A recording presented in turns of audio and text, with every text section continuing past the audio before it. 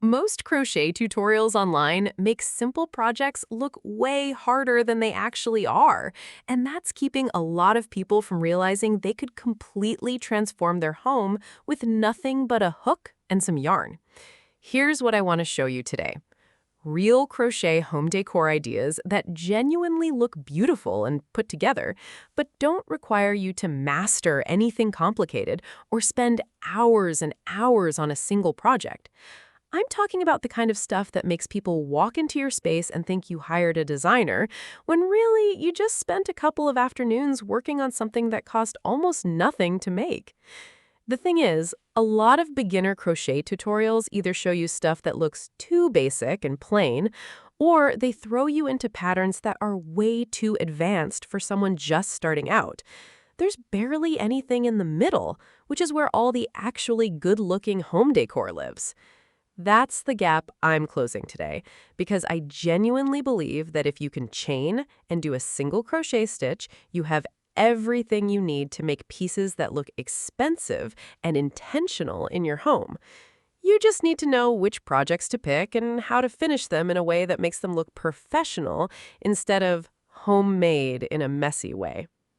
Let's start with the easiest piece on this entire list, and it's something most people don't even think of as a crochet project, which is a simple coaster set. I know that sounds boring at first, but stick with me, because this is actually where you want to start. A coaster is literally just a small square or circle made from single crochet stitches. If you can chain a row and work single crochet back across it, you can make a coaster. The entire process takes maybe 15 to 20 minutes per coaster once you get going, which means a set of 4 or 6 is a couple of hours of work max. Now here's the part that makes this actually relevant to home decor. The finished look comes entirely down to color choice and a tiny detail. Use a soft, neutral color like oatmeal, pale gray, or a muted terracotta, then add just 1 or 2 rows of a slightly contrasting shade around the edge. That's it. That small detail, that little border in a different tone, is what takes it from looking like a beginner craft project to looking like something you picked up at a boutique home store. Stack them on your coffee table, maybe tie them with a thin ribbon, and you've got a finished piece that took you less time than it would take to drive to a store and buy coasters. Moving forward, let's talk about something that sits on a bigger scale but uses the exact same logic, and that's a table runner. A table runner is essentially just a long rectangle. You chain out a width that fits your table, maybe 20 or 30 stitches, depending on how wide you want it, and then you work rows and rows of the same stitch back and forth until it's as long as you need it to be. The most forgiving stitch patterns for this are things like half double crochet, because it works up quickly and looks clean without requiring a ton of attention. You could also use a simple shell stitch, which just means a repeating pattern of stitches and chains that creates a shell or scallop-looking edge, and honestly sounds way more complicated than it is. Once you understand the pattern, your hands just repeat it over and over, and before you know it, you've got this finished piece. Use a linen-colored yarn or a soft natural tone. Place it down the middle of your dining table or across a console, and suddenly your furniture looks intentional instead of bare. Now here's where the creativity starts getting fun, because we're moving into pieces that have a little more personality. A plant hanger is one of the most popular pieces trending right now, and for good reason. It's simple, it solves a real problem if you have plants, and it looks really nice when it's done. A plant hanger is basically just chains and knots working down from a ring at the top to hold the plant pot, with some decorative knotting or looping along the way. The pattern stays consistent the whole way down, which means once you get the rhythm going, it's almost meditative to work on.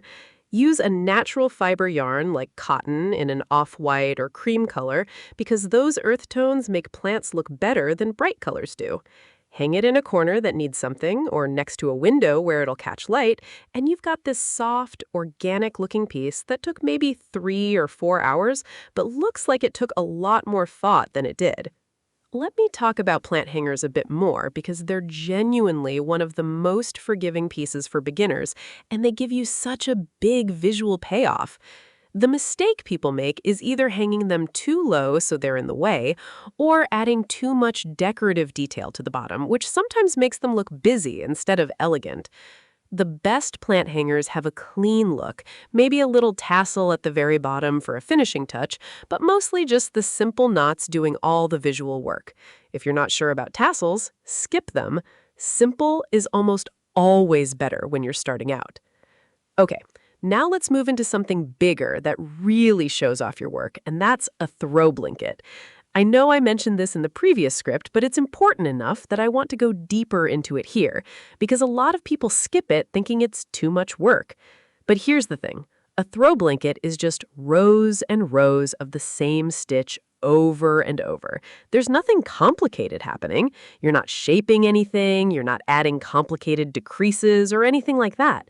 You just chain out a width, maybe 50 or 60 stitches, and then you work back and forth in rows until you have a pace that's the right size.